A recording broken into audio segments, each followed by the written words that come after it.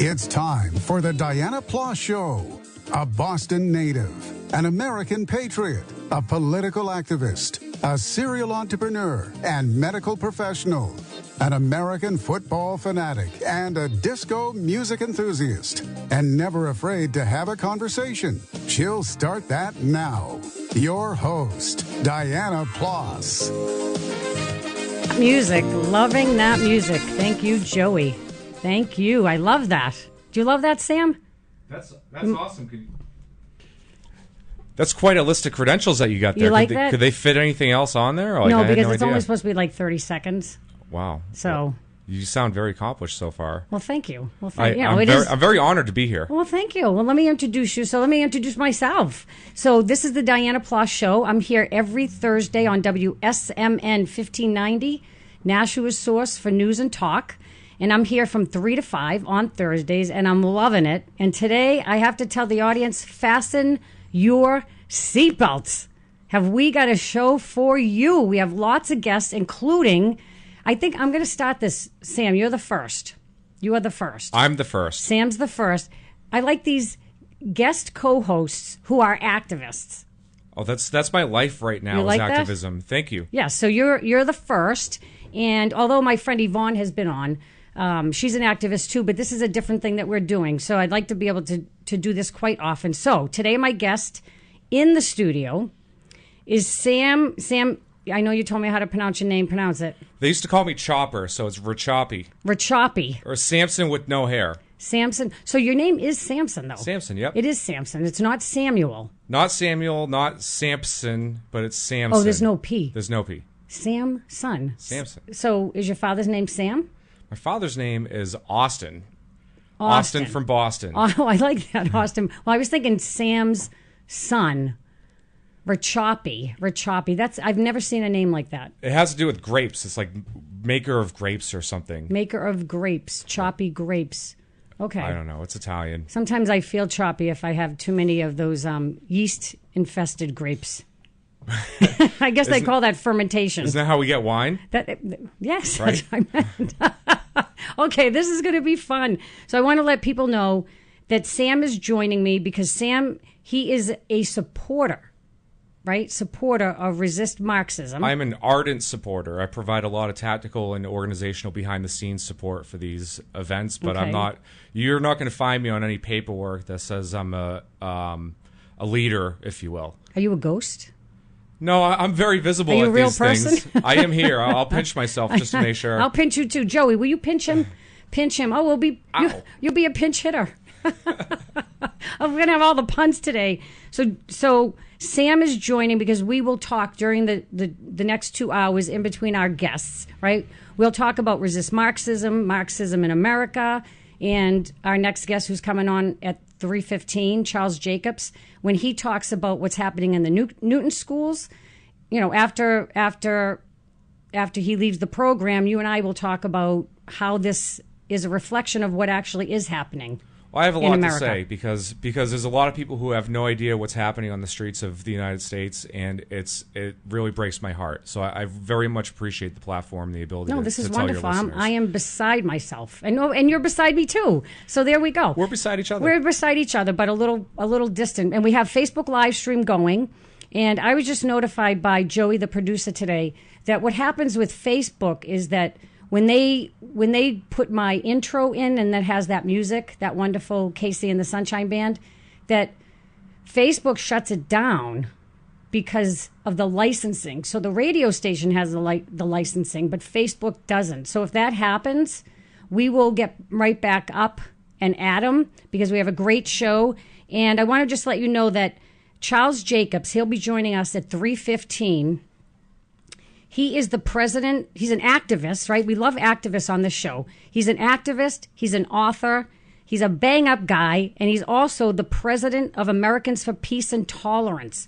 Charles Jacobs will join our show to discuss the battle he and many other activists in the city of Newton, they've been waging in the Newton public schools for years. You will be astonished because very few people know this story and very few people understand that it's not just happening in Newton, okay? This is happening all across Massachusetts, all across America. So you want to tune in. You want to listen to what Charles Jacobs has to say. And then at 3:30, we will be joined by somebody else who is also in that fight in Newton, in the Newton Public Schools, Karen Hurvitz.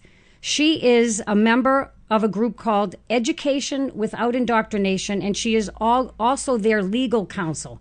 So she will discuss the lawsuit that they have just presented to the school committee, the city school committee in Newton. So we will talk about that in just about 4 minutes. So Sam, yes. Last week when we had Mark was on the show, Mark Sahady. He's the leader of Resist Marxism, and he talked about the rally that was coming up, right? This would be the one in Boston over this past weekend. Yes. Right. So how many people were there? Well, geez, there was probably, I'd estimate, 30 people on our side, if you will. And there had to be between 150 to 200 on the other side. Wow. And a lot of them had communist flags and anti-fascist flags and masks, and they were very, very loud and violent. I would like to say thank you to the Boston Police Department, because if they weren't there to separate the two crowds, it would have been bad, and we would have been on the receiving end of some nasty violence. No doubt in my mind. So I saw some clips of that video, and I saw that you had a helmet on. Sure. Okay, and the reason you, correct me if I'm wrong, you had a helmet on is because when you were at the Freedom Rally at the beginning of August 4th, right, at the State House in Rhode Island, you were hit in the back of your head with a bike lock that was on a chain, right? Well, so I've been doing these free speech events for about a year now, and I've been going out of my way to say I do not want to wear armor. I don't want to wear helmets. I believe that, we serve overseas. We wear those things elsewhere, so we don't have to do that stuff here in the streets. And so I've been like, no, I don't want to wear these things. And in Providence, like you said, that was inside of a mall after this political event. That's right. It was a busy, crowded shopping center. There was people all around, and in front of a security guard, a group of masked Antifa. I identified them as Antifa right away. They targeted me out of the group. They approached me specifically, distracted me from the front verbally from just some guy I recognized from the event. Even though he was wearing a mask, I recognized him as one of the real nasty ones. And I'm like, well, I can't help but notice there's no police here. What are you going to do? And he said something like, F off or F you, Nazi scum. Somebody came up from behind and hit me over the head with something. God. All the witnesses thought it was a hammer, but they probably expected to knock me out like right away. He didn't, and I immediately got my eyes on the attacker, and I saw it was a big, bright blue bike lock. And I was like, that's the guy right there, get him. And all the Antifa went every different which way. And this is actually caught on high-definition video. It's on my Facebook page. And they actually, some independent journalists caught the suspect getting arrested. He ran on foot, and he got tackled in the parking garage and brought outside. And in front of the police, the bystanders were chanting, like, let him go, you fascist pigs, and all this other stuff. They had to get him out of there because they surrounded the cop car. Wow. It's wild, wild stuff. This is happening in the United States. That's insanity. And we're going to talk more about this, and I believe that Charles Jacobs is getting ready to go on the line. We're going to talk more about that, Sam, so don't you worry. I'll go on and on, so let me know if I'm too long-winded. No. Oh, well, no, so I guess that was not Charles Jacobs, so that's all right. So when you got hit, you didn't pass out? You didn't fall to the ground? Nothing? Oh, my. So he just missed my spine by about an inch. You could have been dead. He could have killed me right there on the spot. He spent one night in jail, Saturday night in jail, got out the next day in personal recognizance. Turns out he has already been charged for simple assault at a different political rally. He assaulted a Trump supporter at a Trump rally. Got off pretty easily. He's been charged in the past for felony B&E, larceny, all these other things. He has a record. How old is he? I think he's 32. Don't you think that? And not that there's an age for this type of behavior, but you would think that would be like adolescent type behavior, not somebody who's 32 years old. I don't know why he got out after one night in jail. They didn't even finish a police report until like Tuesday. How can they figure out if this guy is even a threat to society? Right. That's juvenile stuff, for sure. You would think, but it's also vicious. It's violent. Somebody's riling these people up. They show up believing all the rhetoric that they're told that we are. I am astonished every time I see this. Every time I see this, but we're going to keep talking about this, and this is Marxism, right? This is a flavor of Marxism. This is a flavor of Marxism, bullying and all that byproduct. stuff. Byproduct. So joining me now is Charles Jacobs. Charles Jacobs is an activist, a writer, and the president of Americans for Peace and Tolerance. Charles, welcome to the Dianna Ploss Show. Well, thank you for having me, Diana. Thank you so much for joining me. How long have I known you now, Charles? A couple of years? Several years. Several years. And so would you please share with the audience about, because you have the history, I don't have the history, of what is going on in the Newton Public Schools, and how long has this been going on? Well, it's been going on for about 6 years. And what's happened is, here's the big picture. Many of your listeners will know about the problems that are on campus, where the left has taken over completely. We've got a professoriate which is fully biased against America, Christianity, Judaism, the West, etc. And that's been a problem, and people know about that problem, where conservative speakers, Republican speakers, pro-Israel speakers are blocked from campus venues and even rioted against. But what people don't realize is that the same problem has now migrated over into the high schools, where we now have curriculum mills, high school lesson plan builders, who are hostile to the West, to Judaism, Christianity, Israel, etc., Republicans, who are creating, I would say, pedagogically correct curriculum, which are easy to use, follow the same format that teachers use in math or social studies or sciences, but are full of horrific, sometimes, material. And in Newton, Massachusetts, which is a leafy suburb of Boston, heavily Jewish, we found out that Saudi Arabia has penetrated the classroom. Unbelievable. And, and they did it through a grant to Harvard University, where they set up a Center for Middle East Studies, $20 million grant. Harvard, of course, took the money. And with the Center for Middle East Studies, if the federal government supports any of that, which it often does, the school, Harvard, has to pay back in a way that means that they will have to share their knowledge that's produced there with the American public, and that's often done through high school teachers. So here you have a situation where Saudi Arabia gives Harvard $20 million, and Newton's school teachers go to Harvard. They're very impressed, right? They go to Harvard, and they learn all of this material about the Middle East from people who have put the material there to poison our children. And so one day, about 6 years ago, a girl comes home and says, "Daddy, is it true that Jews are murdering Arab women in jails in Israel?" Wow. What? And that was the Saudi textbook, the Saudi-funded Arab World Studies notebook that was in the Newton schools. And that began this whole fight 6 years ago, and it's still continuing. Now, was that the Saudi prince that gave money to, I think, George Washington University? Might have been the same people. Not sure. Might have been the same people. Well, they give $40 million to George Washington. Wow. Yeah. So that's what they do. They give the money, and then they give the propaganda, right? Yeah, they give the money, and that means that they have certain control over what's being taught in American universities. Wow. And that's the beginning of it. And it gets spread, and it's pro-Islamic and anti-Western, and in the ways that probably many people who are listening now understand. But this is even in a way more dangerous than the college problem, because now it's everybody who's going to get this stuff. So let me give you one more example. Sure. This is outrageous. They gave the students what they told them was the Hamas charter.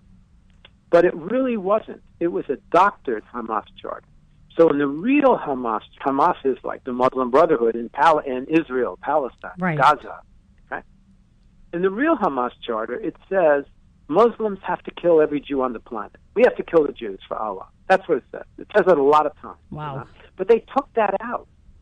So the kids never get to see what Hamas really is.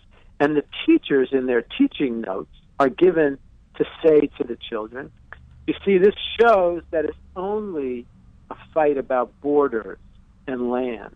And it's not about civilizational conflict or religious conflict, which of course it is. So this is the poison that is being given to Newton students, and there's many, many more examples. And there now is a scholarly book about this put out by an organization called CAMRA, Committee for Middle East Accuracy, Committee for Reporting Middle East Accuracy in America. And there's now a film about this on our website, peaceintolerance.org, and we are fighting. And we, many people, Jews and Christians together, have formed several grassroots groups, and you're going to hear from one of them after me, a great one. And we're fighting this, and there was just a lawsuit about this. But what's frightening is it's all over the country, right? Because they've figured out the way to do it, and this is their way of doing it. Plus, all of those people who are now our teachers in public schools probably have also gone through a leftist indoctrination when they went to college. So they're all preheated for this. So I just want to remind people that I am on the phone with Charles Jacobs. And Charles Jacobs is an activist, a writer, and the president of Americans for Peace and Tolerance. And he's talking to us about the, I would say, indoctrination, right? Right, Charles, Yeah. of the students in the Newton Public Schools and schools all across America. That's right. Right. That's right. And if people want us to get a little taste of this, they can go on and Google www.indoctrination indoctrination at Newton. That's all. And they'll get and they will be shocked at what they discover. Right. And so what's the reception been like from the school committee in Newton? Well, the school committee has given us the cold shoulder. They're stonewalling it. They were forced to take out the worst piece, but that's all. And when they took it out, they didn't say what we wanted them to say. Oh my God, this is terrible. You know, Saudi Arabia reaches its arm into the American classroom behind our backs. We're sorry, we made a mistake. We're going to tell everybody else in the teaching business that this could happen to them. Watch out. They didn't say any of that, right? If they were real decent people, that's what they would have said. But instead, you know what they said? They said, well, we took it out because it's old. So I said to them, you mean you want to say that the Jews are no longer killing Arabs in jail there? It's outrageous. And we go there, we bring people to their meetings, and we speak from the heart and from the head, and they just ignore us. But now, the person who's coming in after me, Karen Hurvitz, and her group have started using the law, and we're using lawsuits. And this will shake them up. Love it. This already has shaken them. I love that. So, fight fire with fire. Fire with fire. Don't you think? So what's the motivation? Because I don't understand the motivation behind. Well, part of it is, I would say three things. First of all, you catch any bureaucrat doing something wrong, even if it's an innocent mistake, and the first instinct is to circle the wagons, right? We didn't do anything wrong. It's a mistake. Okay, we'll take, They just want it to go away. That's the first thing. So a lot of it is that. Some of it is, some of these people on the school committee have a view of Israel that's just horrific and poison. So they don't mind kids being. And then some of the things that you find are not as outrageous, but they're biased. And to them, it's like if they read the Boston Globe every day. It's no different. It's like if you've curricularized the Boston Globe. So I would say those things are their motivation. They don't want to admit They don't want to error. make waves. They don't want to make waves. They want to just let it go away. But we're not letting it go away because we are, our forces are getting bigger and bigger. And finally, after 6 years, we've gotten some of the established Jewish groups who sat this out for the longest time and worse, to come on our side. So now the Anti-Defamation League is telling the school committee, what you're doing is wrong. Wow. Yeah, that was a big one. That is a big one. Yeah, but we'll see if they... Right, if they will follow through. They do something more than just write a letter, right. But that's good, because that means they speak with the voice of the established Jewish community. And so we've convinced the Jewish community pretty much more and more that this is a big, big problem. And that's our... And then also, we haven't even begun to focus on the pro-Islamic material. That will come next, but there's plenty of that, too, that maybe Karen can mention. So, do you think money is exchanging any hands there, or you think it really is just those three things that you said, Charles? Well, the money has exchanged hands when Saudi gave at Harvard the money. That was a lot of money. Way back, I'd say about 10 years ago, we stopped Harvard from taking a $2 million grant from an anti-Semitic source in the Gulf states. It was one brave girl, Rachel Fish. She was the hero. And it was a $2 million grant, and Harvard had to give it back. But they're not going to give back 20. Right. That's it's a lot little of money. harder.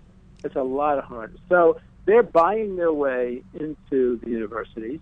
Plus, the left at the universities just, they love anything that's anti-American, and if Islamism at the moment is also anti-American, they're not going to be mad at them. You've seen how they ignore all of the crimes that normally the left would go after, right? I mean, how women are treated, how gays are treated in the Islamic world. The left is shamefully, despicably silent on that. No, it's insanity. But Charles, can you just remind people, because I think people don't understand, what was the name of that book? That I can't remember it. There was the Arab World Studies Notebook. So it was Arab World Studies Notebook, and that book was historically inaccurate. Would you agree with that? Oh yeah, I mean, everybody who's looked at it who knows it's not just historically inaccurate. It's Saudi propaganda. It was it's funded by Aramco. It's funded by Arab oil money. I mean, it says outrageous, horrible, incitement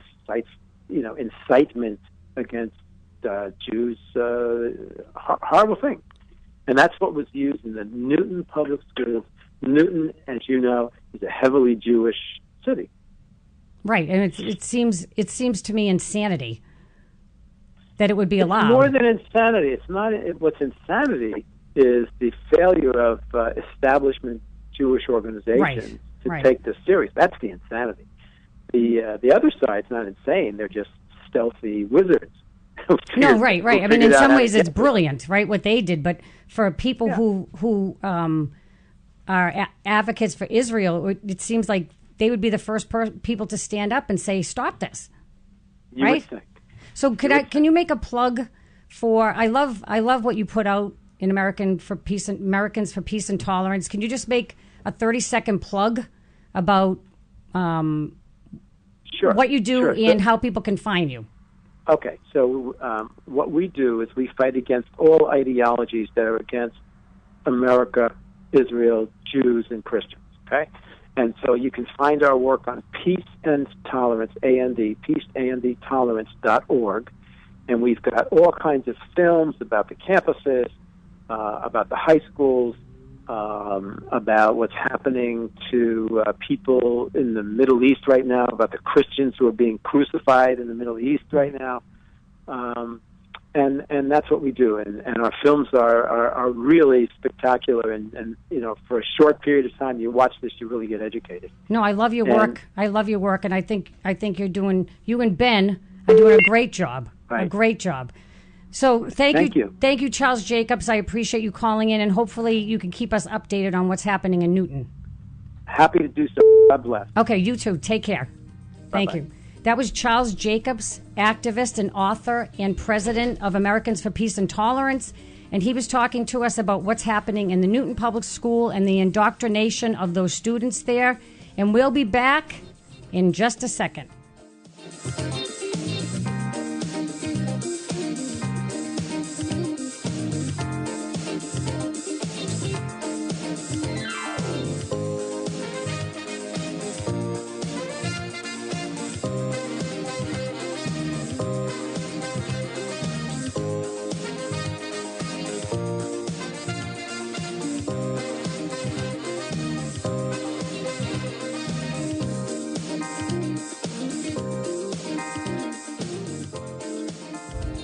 In the next 60 seconds, 156 people will be added to Earth's population. Many will face a life of poverty, hunger, and poor health. At some point, planet Earth may no longer be able to sustain our world's population. But overpopulation is not just a numbers game. It's also about a better quality of life, which includes access to basic health care, food, clean water, and a sustainable balance between people and our natural resources. If you think overpopulation is such a big problem that you can't make a difference, think again. Population Connection is the national grassroots organization that believes through education and information, individuals can make a difference. Take the time to make an investment in a better, safer, less crowded world. Even small choices can make an impact. To learn more, visit populationconnection.org. That's populationconnection.org. A public service message from Population Connection. The experts at American Medical Response offer these safety tips to assure that a fun afternoon at the pool stays fun. Important actions to take at the pool. Watch children at all times. Know the basics of life-saving, including CPR. Learn how to swim and teach your child how to swim and educate them on basic safety tips in the water. Keep children away from pool drains, pipes, and other openings to avoid entrapment. Check out more safety tips at amr.net/safety. AMR medics are here for you every hour of every day.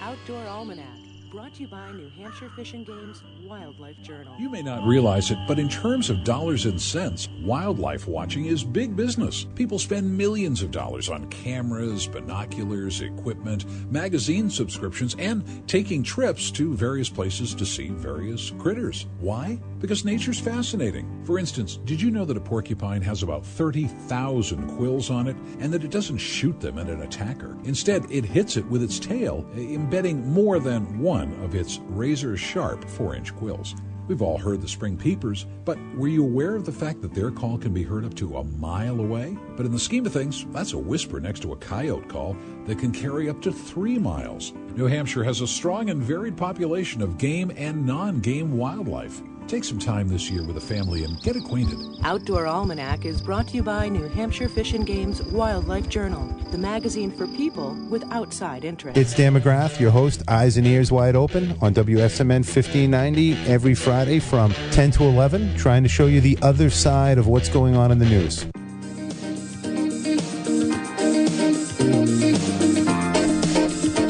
And we are back. I told you, this is the Dianna Ploss Show, and I told you, I forewarned you that today you would need to fasten your seatbelts, right? So I'm joined in the studio by Sam Rachapi. I said your name right. And I am securely fastened to my seat. Good. I'm just going to check to make sure. We don't want any occupational injuries, right? And we had a guest on, Charles Jacobs. He is a bang-up guy. I'm telling you, this guy is fantastic. He's an activist, he's an author, and he is the president of Americans for Peace and Tolerance. I encourage all of you to go to his website, and then you can see the work that they have been doing fighting the indoctrination of students in the Newton Public Schools. And now, see, I told you, fasten those seatbelts. We are going to be joined by Karen Hurvitz. Karen is a member in the legal counsel of the group Education Without Indoctrination. Karen, are you there? Yes, I am. Hi. Thank you so much for your patience, and thank you for joining me and taking the time out of your day. Well, thank you for having me on, because it's a very important issue that I want to get people fired up about and knowledgeable about. Perfect. So tell us, you recently filed a lawsuit on behalf of some Newton residents against the Newton School Committee. Can you tell my listeners what is going on? Yes. Well, just let me preface this with, as you know, as Charles Jacobs just told you, there is a trend toward non-factual, Islam bias, and anti-Israel curriculum that's being taught in K through 12 classrooms across the country. Some school districts have seen it and removed it, but other school districts, like the Newton School District that we're dealing with right now, have refused. But even worse than their refusal to remove it, they have refused to even look at reports that have found the curriculum to be pure propaganda. And Charles just told you about the monograph by camera Right. called Indoctrinating Our Youth. And the subheading on that monograph is How a United States Public School Curriculum Skews the Arab-Israeli Conflict and Islam. So the Newton School Committee has ignored repeated protests and complaints made by residents and parents to investigate what is going on. Why are their teachers allowed to promote this curriculum? So our lawsuit was brought because the Newton School Committee's insistence on ignoring the complaints finally caused them to break the law. It caused them to cook the books, to falsify and to whitewash the minutes of the school committee meeting. So what they did was they deliberately omitted to record those portions of the meetings where members of the public complained about the pro-Islamist, anti-Israel material. And their minutes were, this committee reported on the budget. We welcome the new principal. Our special ed program is great. And then when they had a very heated comments from the public, like why are you doing this? This is propaganda. Please remove this. It's not correct. It's factually inaccurate. It's pure propaganda. None of those comments was recorded. Wow. They would have 9 speakers, 8 speakers, 5 speakers in 10 meetings. Nothing was recorded. Wow. So if you go on their website and you look at what's taking place in their meetings, you would have no idea that this controversy was even existed. You have no idea about the curriculum.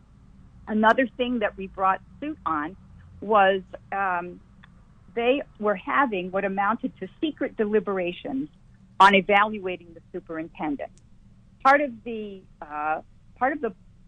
meetings were devoted to calls from the public to have the superintendent be fired or to have him resign because he refused to examine the curriculum and refused to be responsive to the community, which is part of his job. Part of his job is to communicate with the community. So what they did was they compiled a composite evaluation, which did not take into account all of the evaluations of all of the school committee members. The Newton City Charter and the Open Meeting Law of Massachusetts says all deliberations in public governmental groups has to be open to the public because it's a democracy. You can't conduct your deliberations in secret. So that's what they did. We brought the lawsuit. We filed it on August 9th. We had a hearing in Middlesex Superior Court where the lawyer for the school committee agreed to revise the minutes to include the name and address of each speaker who came forward at the meetings with the topic that they spoke on and a summary of what was said. And that's what the open meeting law in Massachusetts requires. So they've agreed to do that and to revise the minutes. And they've also agreed to post the separate evaluations of the superintendent online. And they've agreed to postpone the evaluation discussion of the superintendent that was supposed to take place on September 4th, which had effectively already taken place in secret. They've agreed to postpone that until the public has an opportunity to review all of the evaluations. Wow, this is mind-boggling because, Karen, you have to admit, it's not just happening in Newton that all this underground activity happens, right? No, it is happening in school districts across the country. As Charles said, these think tanks have been funded by Saudi money, and what they do to promote this is they have scholarly papers written by experts. Those papers, without scholarly citations, are used to promote workshops on the new curriculum in the schools. So since 9/11, people said, well, we have to learn more about Islam, because why do these people hate us so much? But the curriculum that comes out of these places is not objective. Right. In the Newton materials, for instance, when they're talking about Palestine, there is a glaring omission of any discussion of incitement to hatred of Jews and Right. hatred of Israel that permeates Palestinian and Islamic culture the world over. They don't go into the depictions of Jews as criminals and corruptors and murderers that are present all over Islamic publications. If you look on the website memory.org, all of these pronouncements and all of these speeches given by imams about the horribleness of Jews, that Jews are descended from pigs and apes, all of this slander is disgusting. out there, and it's being whitewashed in this curriculum. Not only is that being whitewashed and not taught accurately, the depiction of Islam is completely misleading. Right. They don't go over the secondary, the second class status of women in Islamic societies. They don't talk about genital mutilation. They don't talk about jihad. They don't talk about forced conversion. They don't talk about how Islam elevates itself over Judeo-Christian beliefs. They don't talk about early conquest. They don't. I don't think anybody in public school realizes, and they certainly don't get any history of this. That Turkey was once a Christian country. Right. So was Lebanon. Yes. Right. Yes. And they this curriculum does a great disservice because it distorts the historical fact. It also distorts the geographical fact. There is the kids have been handed out maps which portray the Palestinians as the indigenous people of the Right. land, right? Completely obscuring any Jewish historical connection to the land. There's one slide that was prominently featured showing the expansion of the occupier-controlled territory and the corresponding elimination of Palestinian territory. So at first, and what they portray Israel as an idea by Ashkenazi Jews in Europe to take advantage of colonialism and take over the lands of the Palestinians, which is completely inaccurate. Right. But if you have a teacher teaching this to your child, the child always believes the teacher. Right. Exactly. And So some parents. So what they're doing is, sorry, Karen, but even some parents. Sorry. No. And I love that you are behind this. I mean, it's a breath of fresh air, and it's just what Newton needs and what we need. But even parents, right? There are parents that don't know history.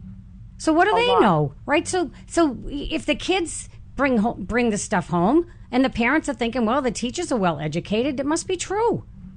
That's right. There is this is seeping in to K through 12, and these children are being indoctrinated. Now, what happened in Newton, as they came back with the response, well, we need to teach the kids. This is part of critical thinking. We're giving them different perspectives, different points of view.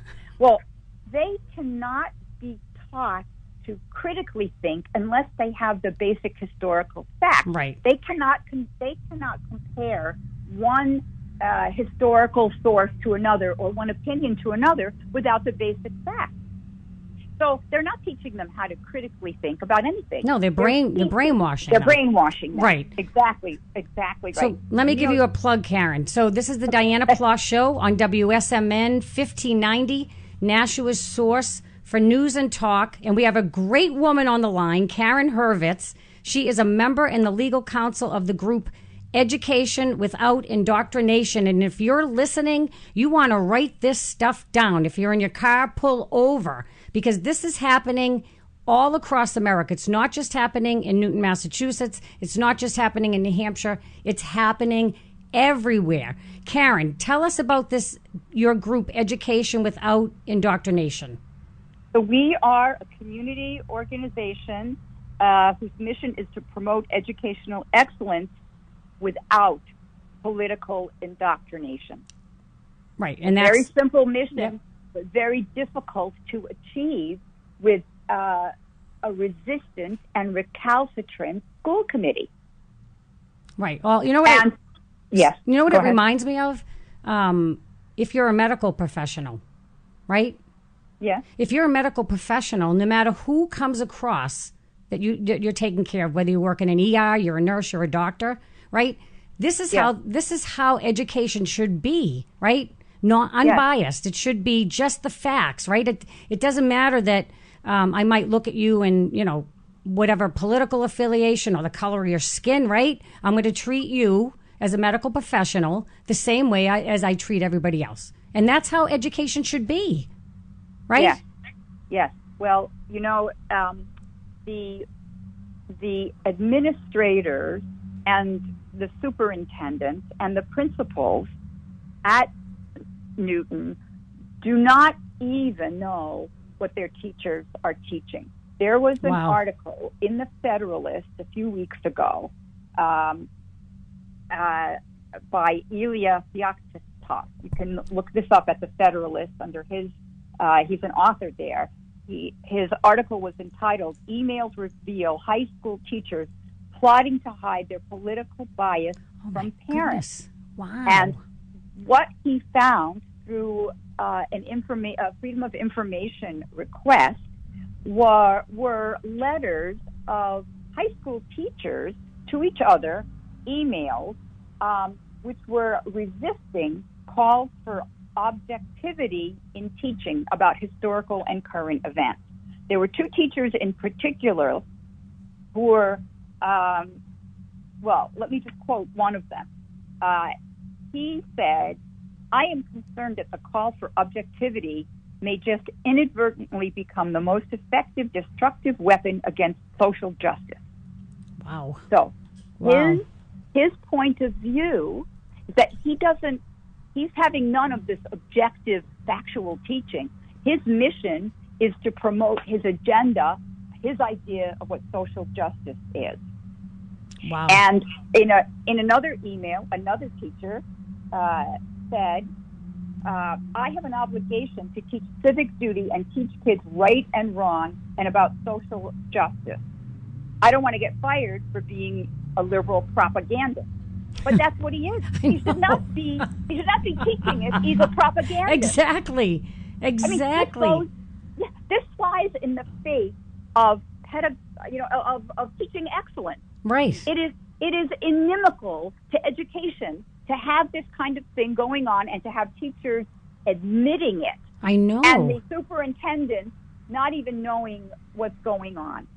And not doing anything about it, and not doing anything about it. So, Karen, will you keep us posted? If you send me an email when you have updates, and we'll have you on, because we live stream this all across the country. So people from not just in Massachusetts or New Hampshire, they can see what's going on. So if you can, so if you could do that, is there a place that people can find you online?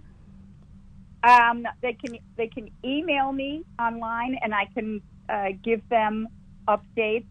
So you're not at a website. Is you're not at a website?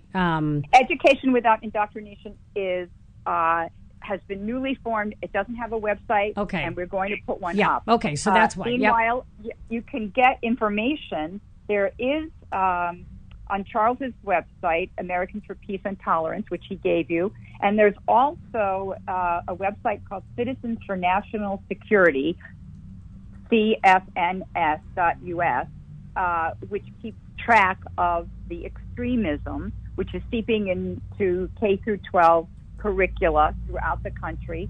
And they have managed to get the school districts in Palm Beach County to remove this non-factual material from their textbooks after a struggle. But in that case, the school committee was cooperative. In this case, they are the opposite of cooperative. Right. Okay, so we'll keep plugging that because we have another hour on the show, and we'll keep mentioning that. But I really appreciate you taking the time to tell the audience and me and Sam here what's going on. Because without you, we wouldn't know. I appreciate your listening. No, we're 100% behind you. 100%. It's a huge threat. No, I agree. It is changing, and the aim is to change the culture of America. Yes, I agree. 100%. Keep up the great work, Karen. Thank you. Yep, God bless. Bye-bye. Bye-bye. Bye-bye. So that was Karen Hurvitz. Can you believe that story? Oh, thank you. Sam, I'm going to have a job here. Look at this. Sorry. What do I got to do? No. Everything's fine. Look at that. I tried. You are. You know something?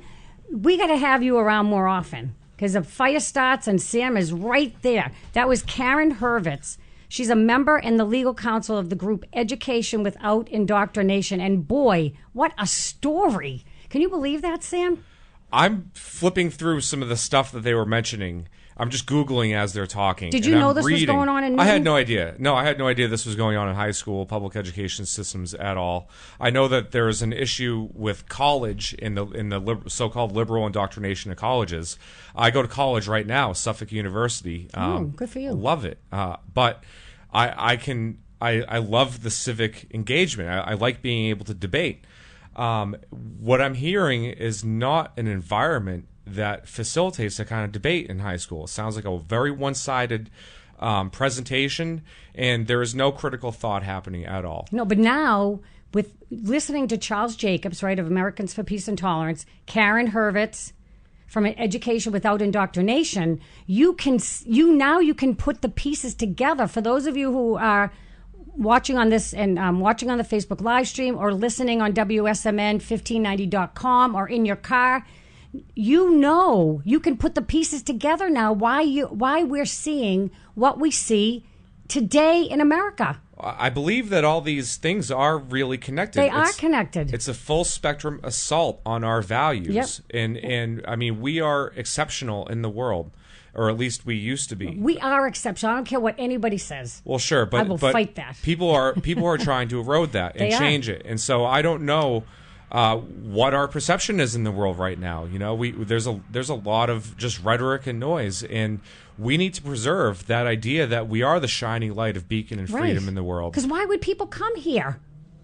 But this is the place to be. This is the place where you have the American dream, and if you dedicate yourself, and you're not going to be guaranteed to the Trump lifestyle, so to speak. But no.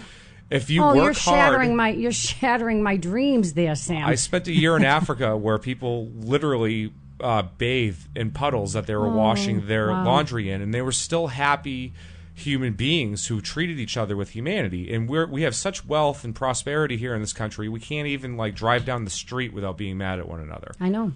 People don't even let one, if you're stopped at a red light or a stop sign, say it's a 4-way stop, everybody runs, right? They can't let somebody get in front of them. Never mind telling our kids that all this ridiculousness about what's happening in the Middle East. It's important for us to understand history and to know what's going on, but we need to do it with objectivity. Exactly. So you did a little digging. Oh, while we had Charles Jacobs on Americans for Peace and Tolerance, you should look that up. I'm telling you, look that up. He does great work. And then we had Karen Hurvitz on from Education Without Indoctrination.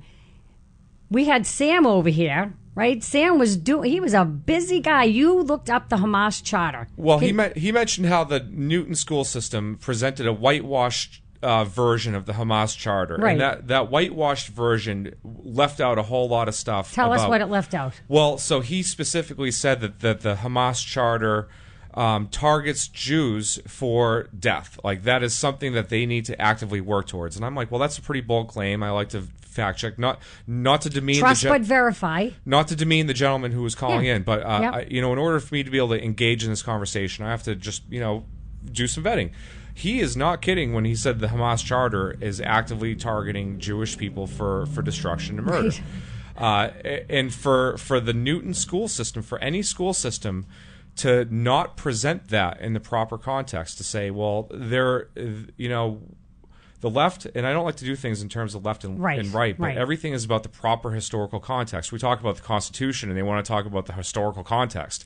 Well, let's talk about the historical context when it comes to the nature of these conflicts that we're seeing across the country and across the world. And if we don't, then we're going to be churning out a whole lot of young people into society that are horribly ignorant. And they're gonna work towards the destruction of our values without even knowing it. Well, look at Iran. What do they say? It's not Iran. It's the Islamic Republic of Iran. Iran. You say Iran, I say Iran. You say Rachapi, I say Rachapo, whatever. Right? That's your last name, right? But what do they say? Death to America. Right. And yet they say death to America, and we gave them billions of dollars and some even in cash. Who does that? Well, so I mean, I'm a crazy tinfoil hat wearing libertarian. So you are a libertarian. Let's talk about Sam. Let's talk about Sam. So we didn't talk about you. So we're going to do it now. We don't have to. No. People want to know. They're like, Dianna, who's this person you have in here, right? They know I don't just let anybody in here. Just so you know, Sam, right? Don't tell everybody that. I'm very honored to be here. That's right. I like to look at this show. It's funny, as you were talking and as Charles was talking, I was thinking, geez, how did this happen, right? This is the perfect place for activism, right? Well, I mean, you think about the history of what happened just in the Boston area, and we're not so far from Boston that it doesn't touch us here. We're very, very rich with history, and we have a thorough understanding of what it means to separate from a tyrannical government. And we're surrounded by this. We grew up with it. It's in our blood and in our veins, And now to see what's happening in this country, in Portland, Oregon, and in California, and now on the East Coast. In Boston, Massachusetts. It's a very exciting time to be here, but we need to hold on to what we have, because if we don't, like I said, there was about 150 people out there opposing a small group of us, 30, 40 tops. We're outnumbered right now. Outnumbered on the street, you're outnumbered. Do you think you're outnumbered for people who are listening, people who might be afraid to go to these things? Do you think you're outnumbered? We need to. I believe that the people who support the same values as I, like free speech, free assembly, like the Constitution, that you shouldn't have to go and have a rally for, crazy things like that, they're the silent majority. Right, because as evidenced by the fact that President Trump got elected, that would not have happened. So I want to give people hope. But tell me, are you still in the military, or you were in the military? I got out in 2008. And you were in the Army? I served in the Army from 2005 to 2008 as a cavalry scout. So tell people what the scout is, because that's like the most dangerous thing here, right? Oh, it's scout. Really cool. So what they tell you is you're going to be the commander's eyes and ears of the battlefield. You move ahead of the main unit, whether it's like the armor, artillery, or infantry. You get your eyes on the enemy. You're working in small three. It was man teams at the time. You radio in their position. Listen. I say postman, policeman, stewardess. Don't be offended about that. Three-man team. I love it. Well, now women are in the military, and it's okay. I'm all right with that. Okay, we're going to take a quick break, and we'll be back with Sam's story. Stay tuned.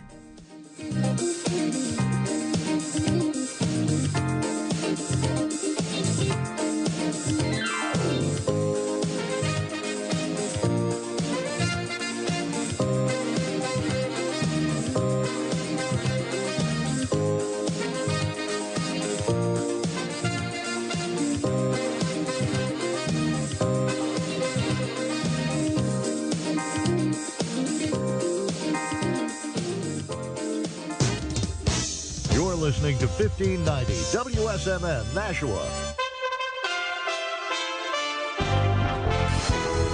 USA Radio News.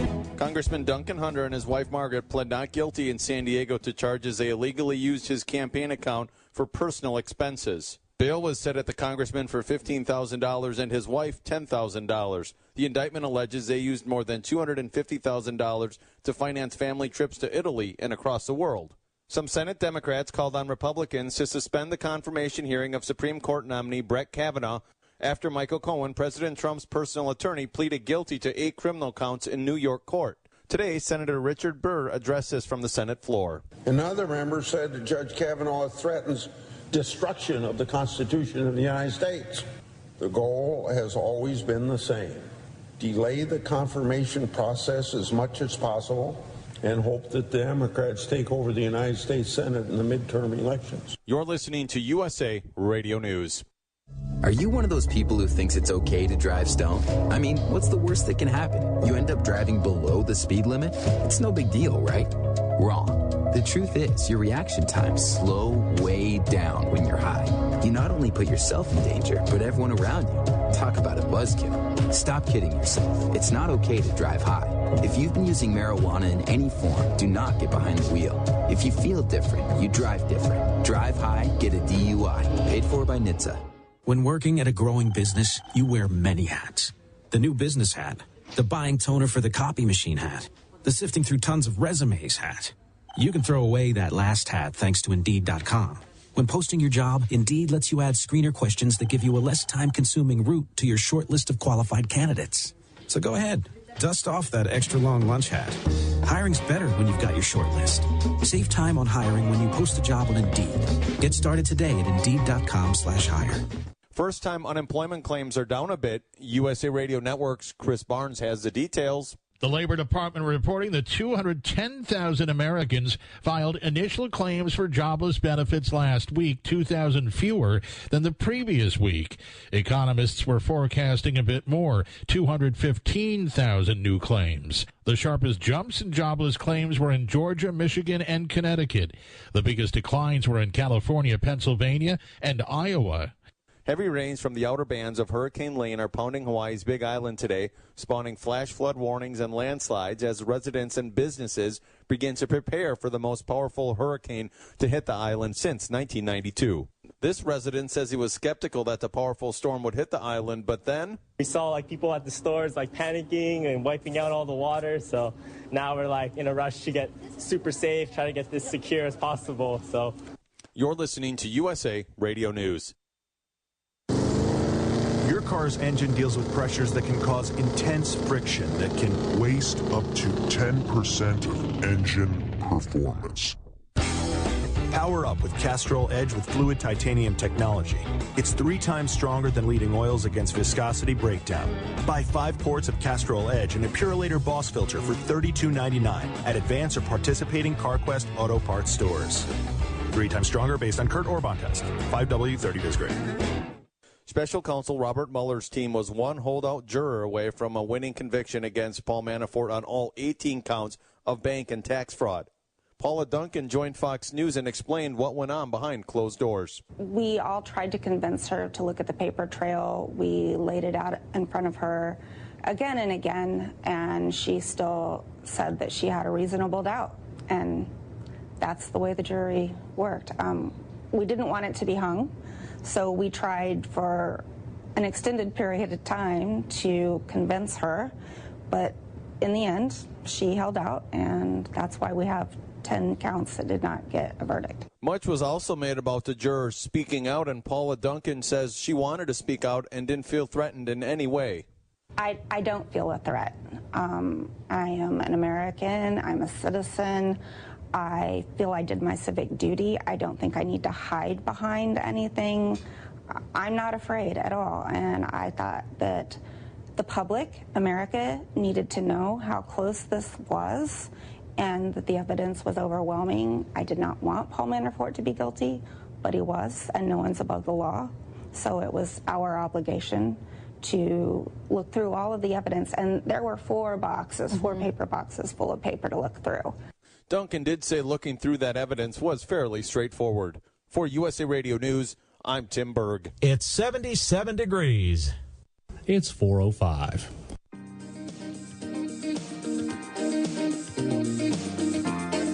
It's time for the Dianna Ploss Show.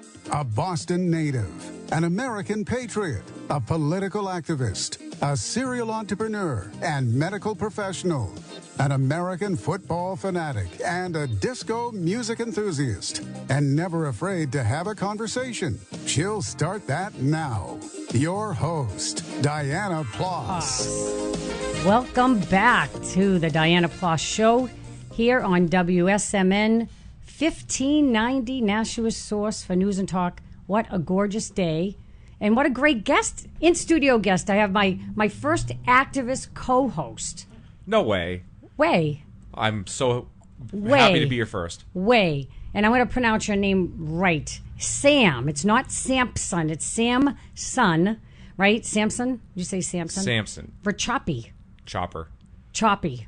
Verchoppy. Verchoppy. Yes. So we're gonna keep talking about your background because I'm interested in that. But I want to let people know that at 4:15 we will be joined by Scott Lively, and he has been a frequent guest on the Dianna Ploss Show. He is running for governor in the great state of Massachusetts, Republican governor, and he's challenging Charlie Baker.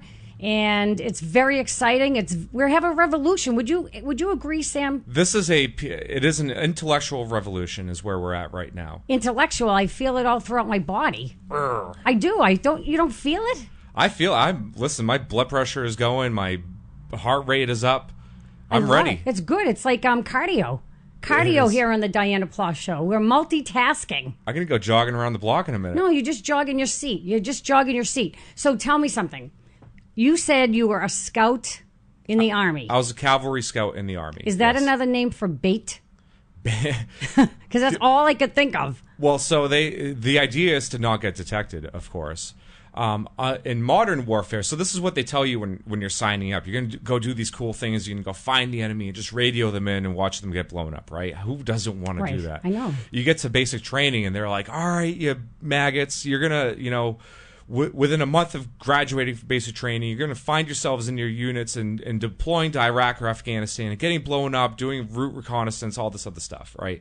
And so you always get lied to when you're signing up in the military. Everybody knows that. What do you mean you get lied to? I don't know. Well, I mean, you get promised things. You get told, yeah, it's going to be great. They're going to serve you cookies at the end of the day, like whatever. And you get there, and it's just completely not what you expected. Couldn't you just work at the Stop and Shop, and then after you're done with your shift, you could just go down the cookie aisle? Well, that seems like a little safer to me. But what do I know? If you want, if all you want is cookies. So you didn't get cookies? No, believe it or not, there were cookies at some point in my Army career, but that's not the highlight of it. We were after I got out of basic training, I got sent to Kansas of all places. I'm like, Fort Riley, Kansas. What am I doing here in the middle of nowhere? Well, I actually lucked out quite a bit because instead of going to Iraq or Afghanistan, I ended up going to the Horn of Africa for a year. Wow, which was awesome.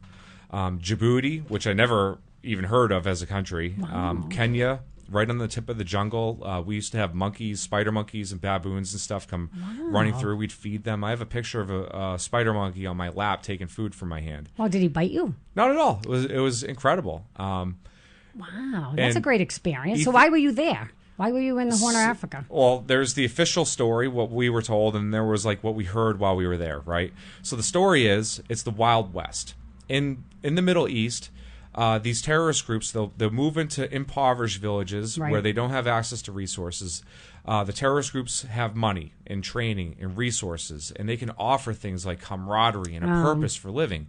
And so it's appealing. They become freedom fighters and they go fight against the evil West, right? You're talking about Al-Shabaab or any of those groups. Boko Haram, are those are in Africa, right? Boko Haram and Al-Shabaab. I'm referring to what we're dealing with in Iraq and Afghanistan. Okay. That's the terrorist groups. Now in Africa, it's the Wild West. The conditions are ripe in that the people are impoverished. They don't have access to things. They're desperate.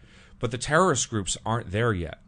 right? So the thinking is if the United States can go in and help provide some of those resources before the terrorist groups move in, the locals will be more likely to reject the extremism, and maybe we'll have some sort of line of communications to find out that they're moving into town.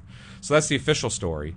The unofficial story is there's trillions of dollars of untapped resources in that area. It's always money. It's always money. And it's a geopolitical struggle with China. China just opened their first overseas military base in Djibouti, Africa. And so what they're doing is they're doing the same thing. They're going out and they're trying to improve the people's lives in order to kind of get allegiance for when these resources start getting tapped. You mean to steal from them? Well, I don't know if it's stealing. I mean, do we steal when we do these things? When we go in and we help stabilize countries, and then our corporations move in, and we start stimulating the economy and putting people to work, is that stealing resources from them? No, I guess I just want to make sure that if the resources are coming from this country, like in Haiti, what they did there, right? Right. That and they got raped, basically, Haiti, right? Well, the people in Haiti. That's what happened there. So that's what I'm saying, that it's only fair that the people who live there, where the resources are, that those people reap the benefits. I agree. And in a way, having China there to compete, because competition benefits the consumer always. In this case, the consumer are the people who are living there in Africa. If it was just the West, if you will, going in there and providing the service, then we have a monopoly. Right. And then we could take advantage of the corporations. Right. So you have another Haiti. Right. But if we're competing with China and we have to provide the best good or service in competition with somebody else, then I think that it will result in something better than Haiti. Wow. It's whether it comes to fruition. You or not, are we'll like see. an encyclopedia. Well, I don't know how much of this is true. This is just my understanding of things, but it sounds good, right? It sounds good. You heard it first here on the Dianna Ploss Show. I told you, fasten your seatbelts today because we have a lot going on. So you were in Djibouti. Djibouti. Yeah. Now, there's a lot of jokes that you could say with this name, right? Djibouti. Joey, the producer's laughing. Come on. You know you want to go to Djibouti. You know you want to go to Djibouti. Everybody wants to go to Djibouti. Just make sure Djibouti is clean.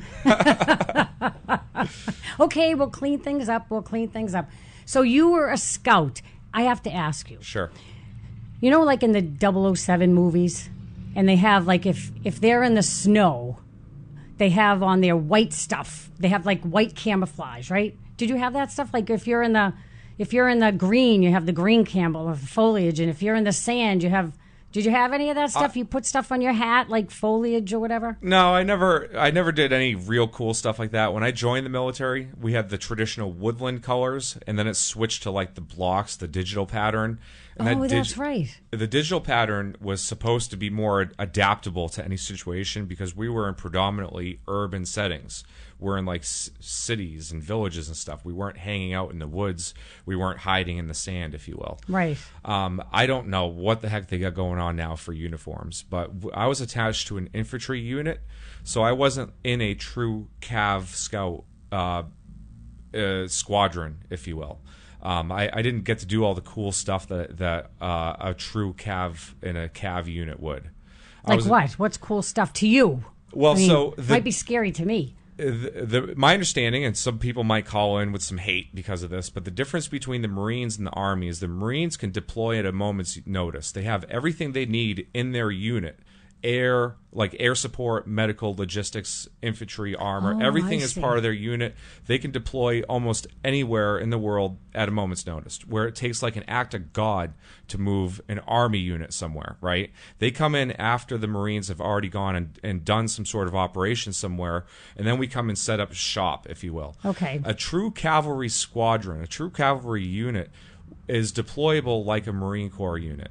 And so if I'm in a Cav squadron, I'm going to have access to all those same resources, the helicopter, the air, the medical, the logistics, the armor, and they're deployable pretty much just like a Marine Corps unit is. Oh. Now, where I was in an infantry unit, I would have been deploying with a infantry brigade, like 5,000 soldiers, and providing kind of like logistical kind of support to the infantry. Go left, go right. There's a mountain. There's a river. Is that logistical support? I guess, so the infantry, because I didn't get to do any of this. I went to Africa instead. I had kind of like a special deal. Not a lot of people in the Army get to go to Africa. It was like different for me. Djibouti of all places. I loved it. I'd go back in a heartbeat. But like the infantry would go out and they'd be doing their normal patrols. And let's say somebody got ambushed during their patrol. An example of what a scout platoon would be doing is they'd be doing quick reaction force. So we'd hear like somebody's getting ambushed. We'd hop in our Humvees and head right out to that location and try to provide support right away. That would just be one example of what scouts would be doing in a combat zone right now. Were you afraid ever? Normal fear. I mean, it's normal fear. How much? You know what you're getting into when you sign up in these modern. I can tell you, I've never been to Djibouti, so I don't know. But we're gonna switch gears just for. Certainly, I look forward to talking to him. So joining me now is Scott Lively. Scott Lively is the Republican candidate for governor in Massachusetts, who's running against Charlie Baker. Scott, are you with us? I am here, yes. Thank you for joining me. I know you're busy. I know you have a busy day today. In the studio with me today, I have Sam Rachapi, and he is friends with Mark Sahady. If you recall, he's Mark, that was a great show we had last Yep, that was a great show. And Sam was the one that got hit on the back of the head with the bike lock. Oh no. Yes, Ouch. Yeah, so that's Sam. So 12 more days before the September 4th primary. How are you feeling? Oh, I'm feeling very excited, energized. This has really been a great experience. I've had a wonderful time meeting everybody from all over Massachusetts and really seeing the excitement of the grassroots, that we have a full conservative slate for the first time in more than 50 years, wow. Top to bottom, and all the pieces seem to be coming together for a victory across the board. Wow, that's exciting. And last night you were in Revere, right, at the Revere Republican City Committee meeting. It was a candidates' night. How did that go? That was the best turnout that they've ever had, according to Joyce, who's the state committee person there. Wow. It was great. Wonderful turnout. Room was packed. Really very positive. I'd say there were probably only 2 or 3 Baker people out of the entire crowd. Isn't that wonderful? It's been surprisingly strongly conservative. I know that Charlie's been trying to stack the party with rhinos for a long time, but I'm just not seeing it. There's not that many people. No one is actually enthusiastic for him. Wow. The only arguments that they make is, he's more electable, which is not true. But the real enthusiasm is on the right, and the conservatives are on the move. Wow, that's exciting. So last night when you were in Revere, I did a candidates night in place of you in Leominster, Mass, at the Sportsman Club. It was beautiful. They have a great club there. But they had some questions for me. The place was packed, by the way. 50 or 60 people in this room. The place was packed. They're very motivated, wonderful people. I think that club has about 1,200 members. 1,200. Wow. So wow, yeah. They had go ahead. No, you go. I was just going to say that, the Second Amendment people are about as fired up as you can get because of Charlie Baker signing the red flag bill. Right. That's a natural constituency for me anyway because I'm so strongly Second Amendment. But, he's really handed me that group on a silver platter. No, it's wonderful, and they do appreciate you. And some of them I know are listening now because they asked me some questions, and I'm going to ask you the questions because they wanted the answers, and I couldn't provide them. So one of the questions they had was, how do you feel about gun registration? Do you think people have to have all their guns registered? No, I don't, actually. I'm a constitutional law attorney, and I'm a historian of the founding period, and I understand the original intent of the Constitution, and that was never an intention for government to be able to dictate to people what they can do with or without guns, so I don't support gun registration. It's just the first step in the process of confiscation, which is their ultimate goal, and we don't need it. It's not helpful, so I oppose it. Okay, I think they would be happy with that. And so here's the other question they had. Are tasers, or they're also known as stun guns, are they illegal in Massachusetts? Well, I actually don't know if they are. Frankly, I would rather have a handgun myself than a taser. But I understand the value of it, and it's every weapon of self-defense should be available to the citizens. It's the responsible people that know how to take care of that are responsible when they're in a situation, and there shouldn't be any restrictions on the weapons that you're able to use in your self-defense. And I know that tasers are especially useful in some types of settings, and so I would support their availability to as a means of self-defense. Well, one of the arguments for tasers is that for women it's easier because it can have a longer reach. So, right, the person doesn't have to. I think it goes 30 feet. Or does it go 30 feet, Sam?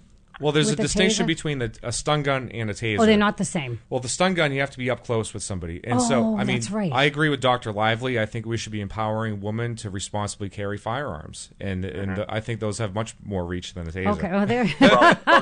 But they also not only have they much more reach, but there's nothing like seeing a gun in someone's hands to sober a criminal. Right, that is the most sobering thing that you can see. Someone who's like whacked out on PCP or just severely mentally ill or something is not going to be impressed with a taser as they are, with a 357 or a 9mm. Right, that's just the way that psychology works, and that's the biggest advantage that you have when you're being. Look, I used to live on the streets, right? I've been all around the block. I've seen a lot of stuff, and that what's really taking place in an encounter like that, it's a showdown for psychological advantage. Yeah. And when you that's why you're not supposed to look weak when you walk down the street, especially for women. They teach you to have an air of confidence, right? And that because it's the weak, they go after the weak. So anything that you can do. And this is the same in the animal world, too, right? Anything you can do to sort of portray yourself as someone competent of taking care of yourself and fending off any aggression, the more that the criminal perceives that in you, the less chance they're going to attack you. And that's the best thing that can happen is they give up before it even starts. Wow. So I just want to give, I did do a little reading on this morning about tasers.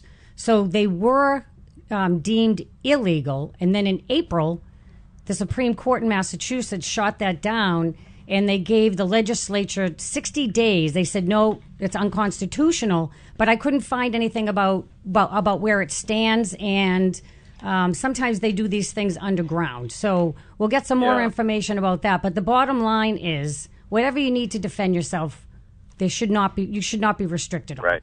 Exactly, that's my position. Because to me, I mean, as a constitutional law attorney and historian, I recognize that the right to self-defense is an unalienable right. It's not something that the government can give you. It's not something the government can take away. And so, whatever the criminals and the terrorists have available to them, to do harm to you or your family, you should be able to have the same. Actually, you should be able to have better weaponry than whatever adversary you might have to face, because you never know how long it's going to take the cops to come and rescue you in a bad situation. You never want to be in that situation where you can't take care of yourself.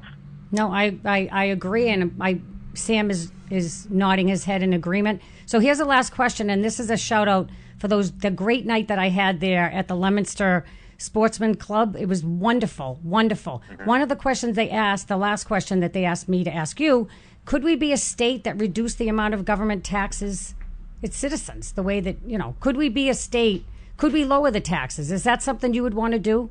Oh, absolutely. I mean, that's just a given for me. I mean, this is ridiculous that we are at the level that we are in terms of taxation.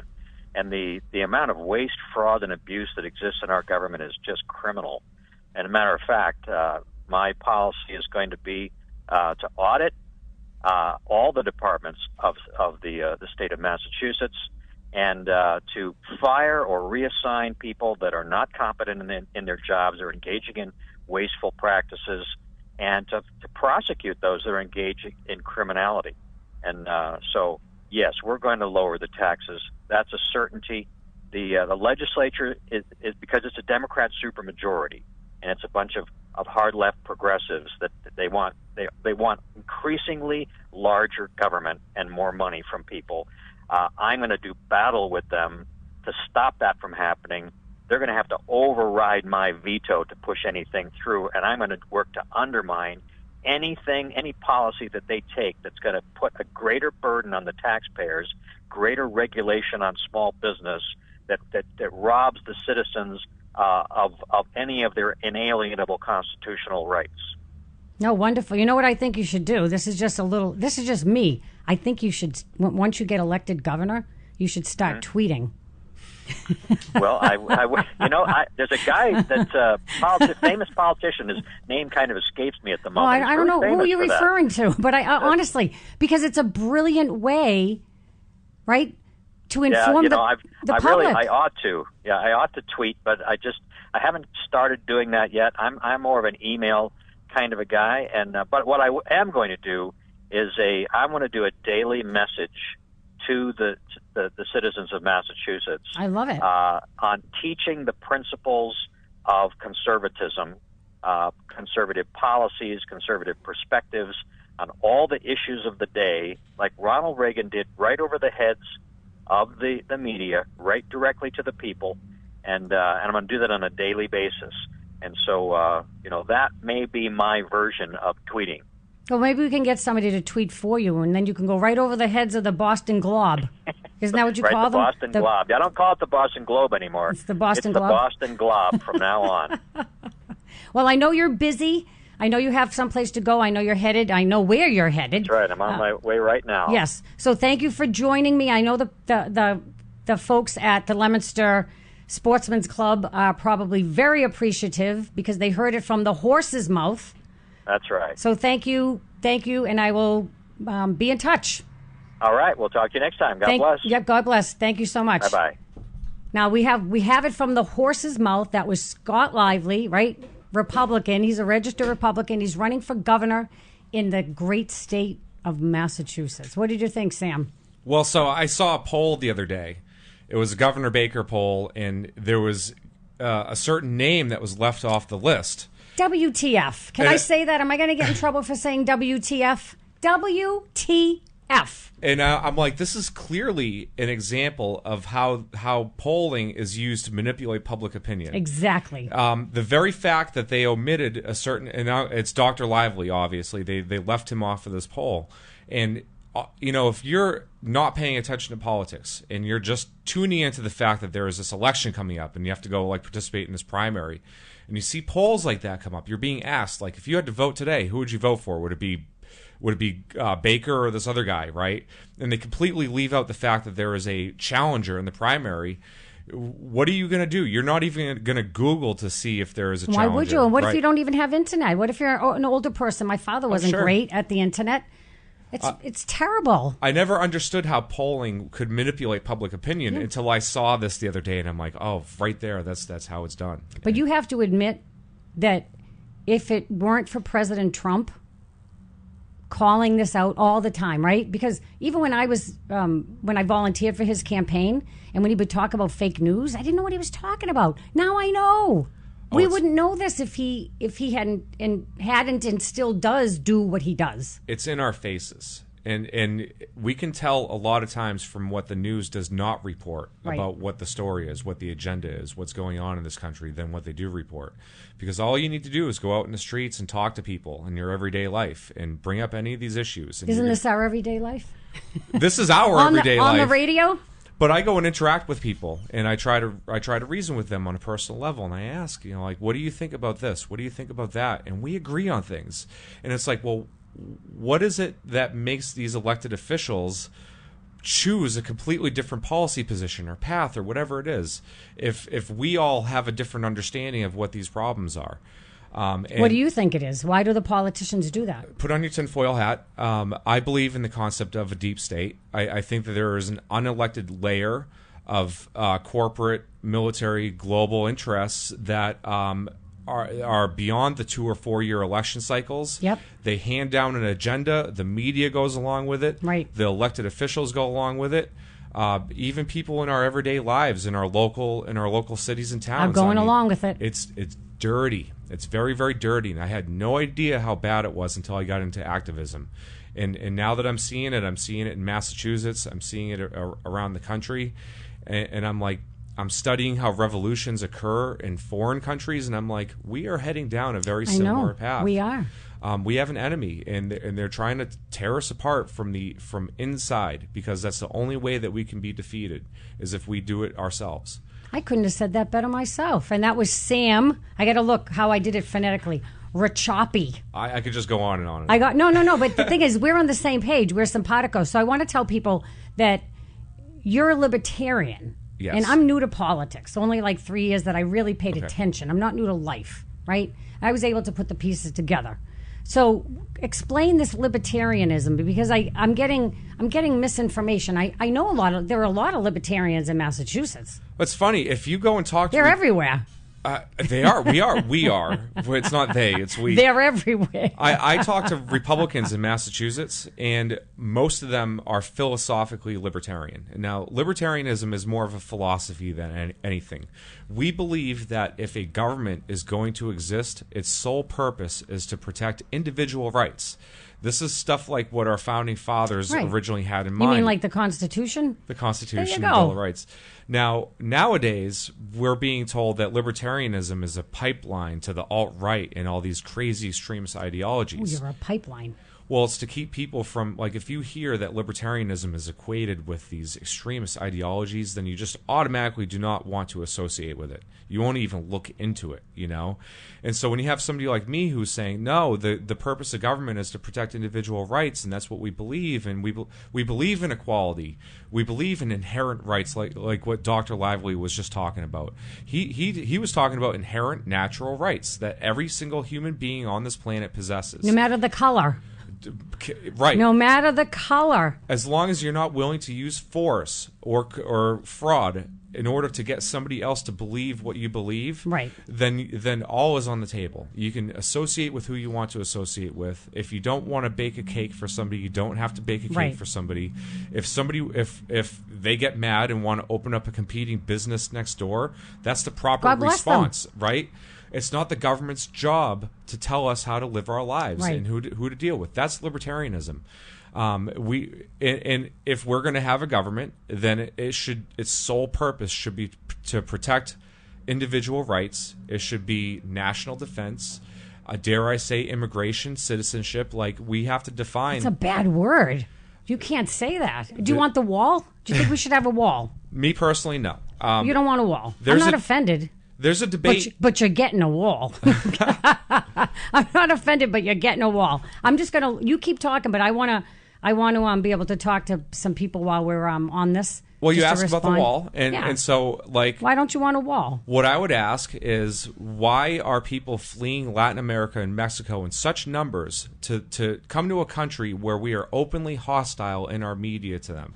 There's a lot of rhetoric. We are putting out a lot of messaging that says we don't want you in our country. Right, so why are they coming? What would make you flee your home right now? It would have to be really bad. Well, but here's the other thing, though. Part of what the deep state and the globalists want to do, right, is they want to breed out, I believe, right, and evidence I think shows this, they want to breed out white people, right? You don't believe that? No, I don't. I don't think that Mexicans and Latin Americans are hooked up to the deep state to the point where they're like... Oh, no. But what I'm saying is I think because it's not... See, that's the thing. It's not just Mexicans... or Guatemalans that are coming through the border. I mean, you have Koreans or South Koreans, you have Chinese. And I know this from what I've read, but also because I met somebody in D.C. last year, a representative in Texas, and he said 70% of those coming over the border. You have people coming over from the Middle East. You do.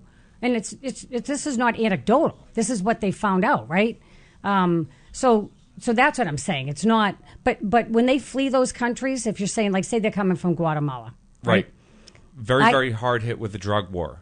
Yes. But I wonder, we give money to these countries, right? Like we give money to Haiti, right?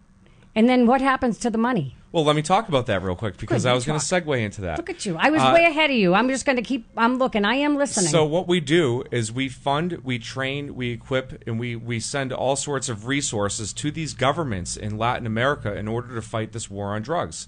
In the process of halfway fighting the war on drugs, these governments are not nearly as ethical as we are, right? So they use our funding, our training, and our weapons. Ethical? Keep going.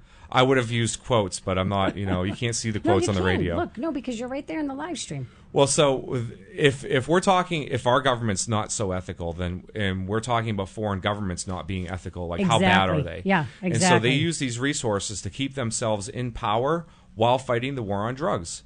The cartels who want to traffic in these illicit substances in response to the militarization of these people who are fighting against them, they arm themselves. There's a fight between cartels and governments, and who suffers every single time there's a war going on? It's the people who live there. Yep. Businesses don't want to invest in a war zone, so you don't see all these outside businesses coming into Latin America and saying, oh, we want to make this better. What would you do if you were living in that situation? Well, I don't know, but if I was living in a violent society for years and my prospects weren't really that good to get a job, I would probably consider relocating. Not going to go south because that's South America. There's not much going on there for me. I'm going to go to the land of freedom and liberty to the north. And that's the situation we're dealing with. So in my mind, I would be asking, what can we do to alleviate the violent situation that's happening in the Northern Triangle? What can we do to stem the amount of people who are fleeing their homes and going north through Mexico and into the United States? Right. I could support putting the National Guard along the border as a temporary solution while we help Mexico and Latin America figure out these things. But in the meantime, I think we should end the policies that are fueling these people entering our country instead of just building a wall and continuing the policies. No. I see what you're saying. I like what you're saying. It's true. But there's something I heard maybe driving up here that, and I believe this, that there are people in our government. There are probably, there are people who are supposed to be protecting us that probably are letting these drugs get through. I also heard that fentanyl comes in through the U.S. Post Office. Can you believe that? Well, once again, put on your tinfoil hat. Because the drug industry, the illicit drug industry, is cash only, some people speculate that at a very, very high level where intelligence agencies need money that's off the budget, you can't get congressional approval for these things. They engage in transnational narcotics trafficking. There have been CIA planes that have crashed and coke everywhere. You can Google this. I'm not making this up. But don't believe me. No, I believe Google you. it. I do, because I don't think that any of this stuff is out of the realm of reality. So one of the ways to actually fight against this, and I'm not saying legalize drugs because I want little Timmy to have drugs on the street, but let's not criminalize these things so that we remove a lot of the money from the cartels. Because if you can get it from the illicit supply and into some sort of legitimate pharmaceutical type supply, addicts don't want to use drugs. We were talking about this earlier. Right. But they're going to continue using drugs. If given a choice between having the unknown, whatever the drug dealer is selling on the corner, versus something that CVS says this is definitely a Percocet, I would argue that most users would choose the pharmaceutical version any day of the week. And you're starting to reduce overdoses now. And a Percocet is very cheap. They're cheap. They're very, very... But opiates are cheep. Yeah, no, they are very cheap. But the thing is, I'm going to think about what you... because anytime you want to talk about it, let me know. Because on the surface, I'm like, no. Right? So I will say that I'm going to put it in my... I'm going to open up the tin foil and I'm going to put it in there and I'm going to let it ferment. Right? I am. Because... nobody, when they're 6 or 7 or 8, right, what are they thinking about? They're thinking about, I'm going to be a fireman, I'm going to be this, I'm going to be that, right? They're not thinking about, nobody ever says, I want to be an addict, okay? But don't you think, tinfoil hat, why did last year 70,000 people in America die of drug overdoses. Like, what's going on? I worked in the medical profession, right? We had Narcan on our emergency carts. I never used it. So what the heck is going on? It's a full frontal assault, and every single way that our American values, our way of life can be affected, it's happening. And so we've had overprescription of drugs from doctors. I'm 36 years old. This was happening in lovely Newburyport, Massachusetts 20 years ago, and people were not talking about it. I had peers my age who were addicted to opiates as a teenager. I feel like it's a way. I'm an activist, right? Imagine if I hadn't there was, noticed. Imagine if there was 10 of me, right? Oh my God! I don't think we could. I couldn't handle it. Well, there's a lot of my peers who are no longer on this earth because they overdosed, right? And so I think that there might be something to be said about keeping the population medicated and preventing them from going out and engaging in like civics and things exactly. like that. Exactly. Let me. So I just wanted to give a plug for the show. This is the Dianna Ploss show that you're listening to on this beautiful afternoon, Thursdays. I am here every Thursday from 3 p.m. to 5 p.m. And did we or did we not have a rockin' show today, Sam? This was awesome. I had a lot of fun so far. This was a Are we almost done? No, we got about 20 minutes. But so Sam is my guest. Sam Rachopi. They don't teach phonics in school anymore, and they should teach phonics. But I have a theory, Sam. Here's my theory. You tell me what you think. I'm ready for it. Okay. Do you know I have a medical background? I've heard bits and pieces about it. Yeah, that's all I'm going to give you. But so, see this? Yes. What is this? That looks like an iPhone to me. It's an iPhone. Okay. Now, and I know that this is true. What happens when you take a drug like cocaine or an opioid? What happens to your brain? Oh, there's a part of your brain that gets stimulated. The reward. I think it's the reward center. Exactly. And what's that neurotransmitter called? You know? Oh, geez. Dopamine. Dopamine. Okay. Okay. So dopamine is that pleasure. You feel so good with dopamine. Okay. What are we doing to little kids now? You can even go into one of those toy stores. I don't even think you have Toys R Us anymore. And they are letting kids as early as 6 months, right? They're showing kids these electronic devices which stimulate the dopamine pathway in your brain, which already hardwires you to addiction. So I would say, and I would argue, that yes, do some physicians overprescribe? But I worked in the world of physicians, and I can tell you that there were some that did, but there were also some that underprescribed. And I'm saying that you don't have 18-year-old kids who are using long-term opioids. They're not the ones with knee replacements or back issues. This is the key.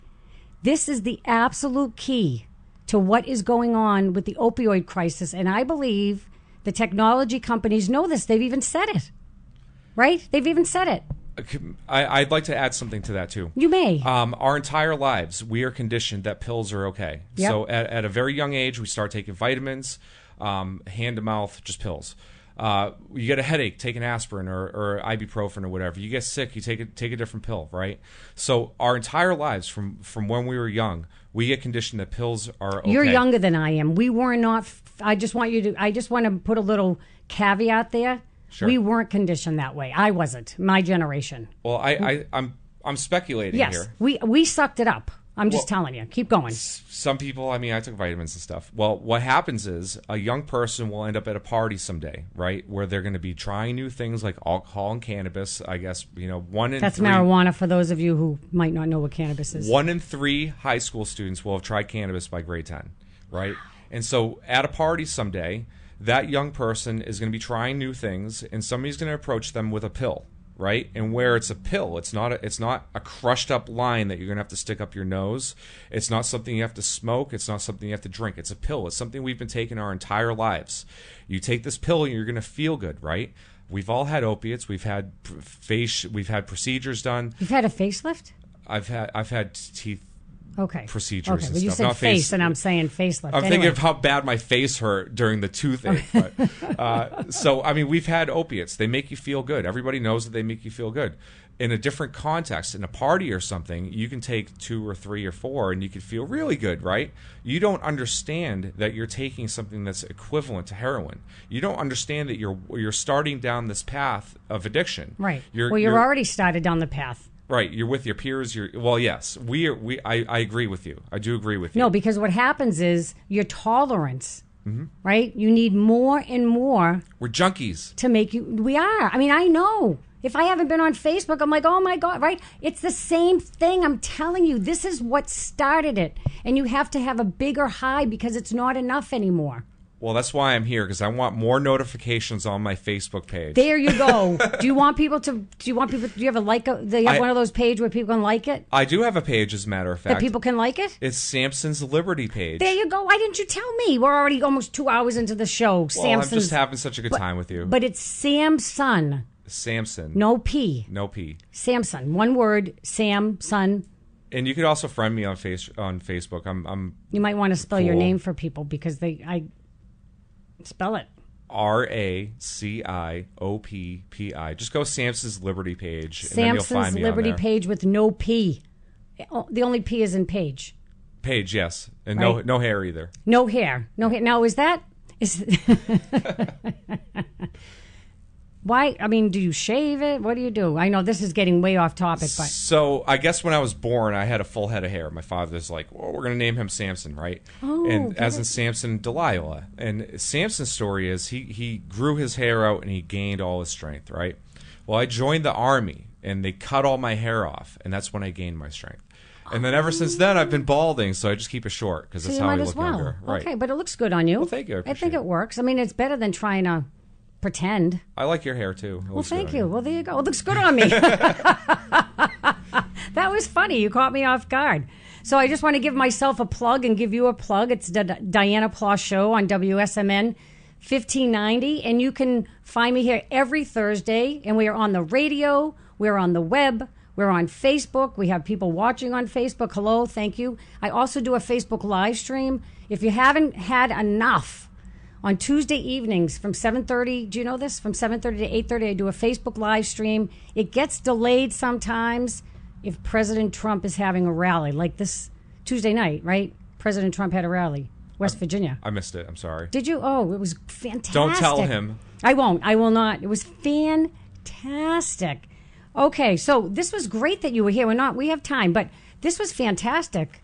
I've really enjoyed myself, and I tell you, the two guests, you had Dr. Lively on, and you had the two guests who were talking about what's going on in Newton, and really, I had no idea. I was checking out their websites too, peaceintolerance.org. Yep.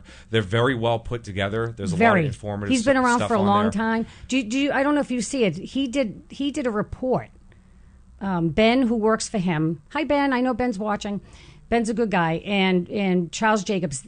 They did a report on the mosque in Boston and how many terrorists have come out of that mosque. Now, did you know this? Nope. So at least, I'm going to give a plug, at least 12 terrorists have come out of that mosque. They're either on the lam, they're dead, or they're in prison. So 2 of the terrorists that used to go to that mosque were the Zanaya brothers, who did the Boston Marathon bombing. There was also another one, they called her Lady Al-Qaeda, and she went to MIT. And I bet, Sam, you didn't know that MIT, for those of you, right, Massachusetts Institute of Technology in Cambridge, did you know that they had an Al-Qaeda base? Okay. No, not at all. Right. So there are so many things in Massachusetts alone that we don't know, but do a little internet search on Al-Qaeda's base at MIT. And what they did with the, I think it was the chaplain there, the Islamic chaplain, they moved him to a different place. I mean, this is outrageous. And this was done by, I think, a U.S. attorney who did the report on that. And, you know, there are so many things. Did you know that in Stoughton, Mass., one of ISIS's top IT people went to Stoughton High School Did you know that? Where are the federal authorities in all this? Exactly. And I'm not trying to be. It wouldn't matter who's in office. I'd be asking the same No, question. it's both. It's both. Where are the federal authorities? It's not like if you and I are aware of this. I'm not aware of this, but it sounds like this is pretty common knowledge to a lot of people. Well, no, I don't think it is. I mean, it's the stuff that I've looked at and I studied. There's a lot of stuff that's happening just in Massachusetts. Like, that particular mosque, it's a hub. It's a hub. And the imam now at the mosque in Boston, they call him extremist. I mean, this is you can't make this stuff up. How can we trust the government for things like health care if we can't even trust them to keep us safe? Because if you follow the tinfoil hat philosophy, right, which we both do, you and I agree on that. With the globalists, this is what they want, right? This is how they're going to enforce the Marxism, the communism. This is what they're doing. Oh, sure, yeah. It's a subversion of our country. This is exactly what's going on. We view these things as if they're not connected. We have all these different assaults. We have different controversies that happen. The Russian meddling, like the so-called Russian meddling, right? The push for gun control, the borders. We view them in a vacuum as isolated. If they're unrelated. Exactly, but they're not. These are very related. The Electoral College is threatened. All these things. We're almost in like some sort of end game for all these different things coming together. It's like a culmination all at once, and people need to be aware of it. They need to wake up. They need to. I very much respect what talk radio does. I think talk radio is a great way of becoming aware. So kudos to everybody who's tuning in. Yeah, no, I love it. And the thing is, I think there are different types of talk radio. Really, I like our focus, which is we're on the border basically in Nashua, New Hampshire, and most of the people that are on this show live in New Hampshire, and they can give the flavor of New Hampshire. And I'm giving the flavor of Massachusetts to tell you this is what is happening. And then so you have to ask yourselves, right? Because people get divided along party lines. We talked about this in the green room, even though we don't have a green room, but we talked about it in the green room. That I don't care. Like where are the so-called Republicans on all of this? You don't, right? They're supposed to be those Republicans, right? They're supposed to be the watchers, right? The protectors. Where are they? You hear nothing. Zero.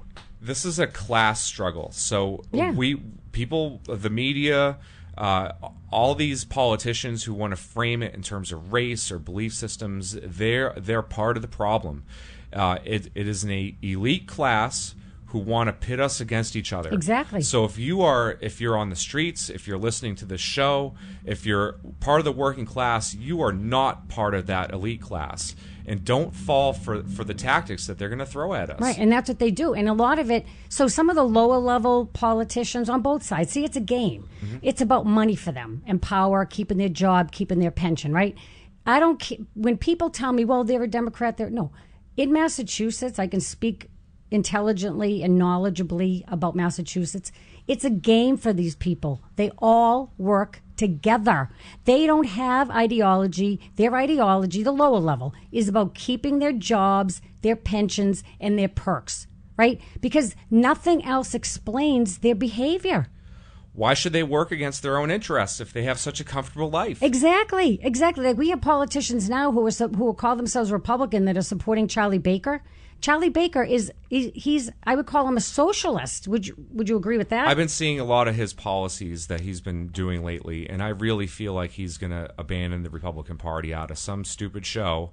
I think he's campaigning to run for president against Trump. No, he is, and yeah. I agree, and that's the rumor, but the Massachusetts Republican Party has already left the station. They are the Democrats now. They're bought and paid for because they think they can ride his coattails all the way to D.C. Well, no, see, they don't like him.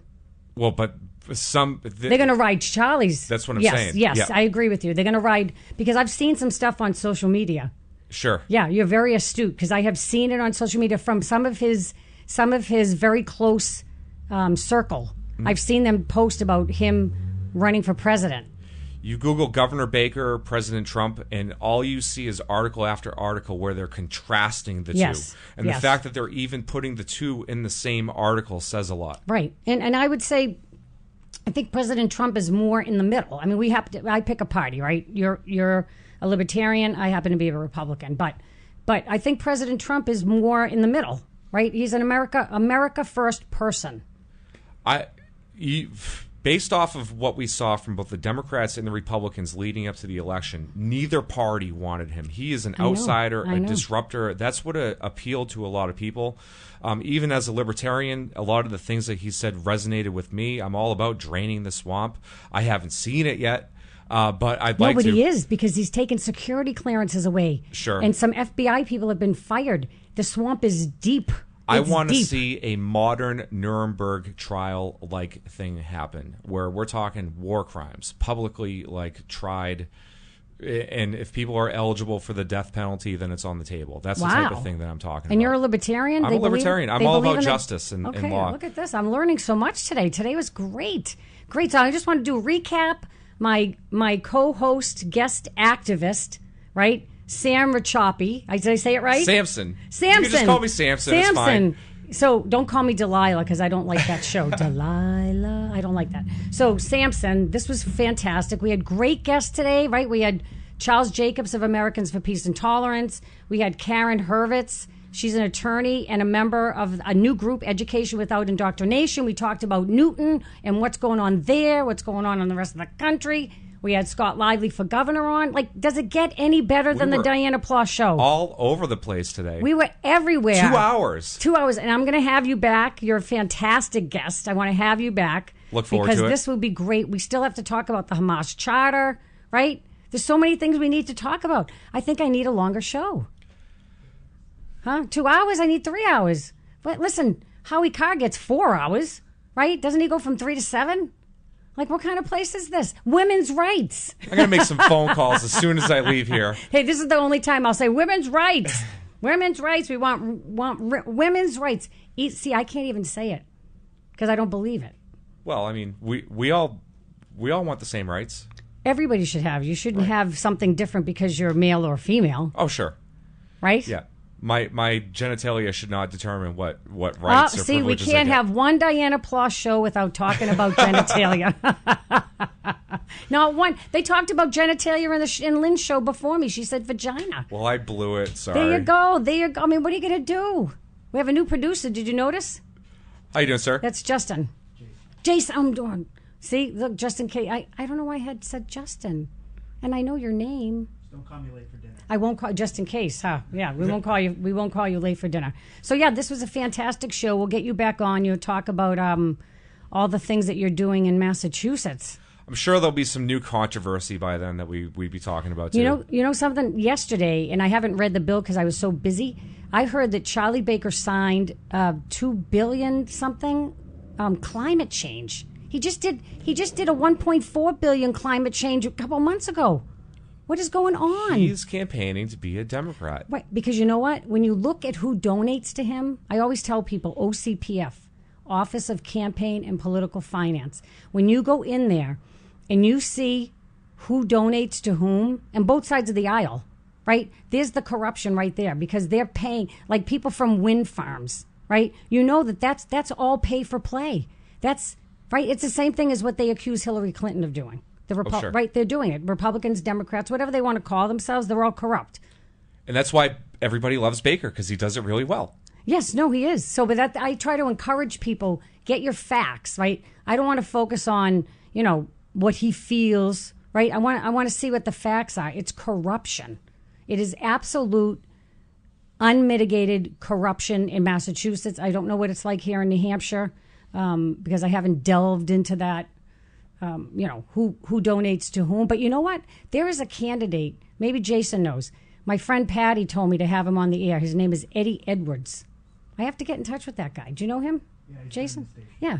We need to get that guy on. My friend Patty called me up. She just moved to New Hampshire, and she said, Dianna, you have to get this Eddie Edwards on. And I'm dying to ask him a question, and she doesn't want me to ask him. And the question is? What is the question? How do you have two first names? I was fascinated. I wasn't sure if it's appropriate to bring that up or not. She doesn't want me to ask him. So he's Edward Edwards, right? That's like Richard Richards or Richard Richardson. Parents must just be what were they thinking? Well, there has to be a story, Right. right? I mean, there has to be a story, right? Peterson, right? I mean, Jameson. I mean, I bet you could do this, right? If you did an internet search. Pardon me for one moment. He's so good at that, but seriously, I have to get him on the Dianna Ploss show. So there you go. That was a fast 2 hours. Hope you enjoyed, and I bet you enjoyed the Dianna Ploss show. I'm here every Thursday from 3 to 5, and thank you to my guest, Samra Choppy. Thank you. Thank you so much, and everybody have a wonderful, wonderful weekend. Bye-bye.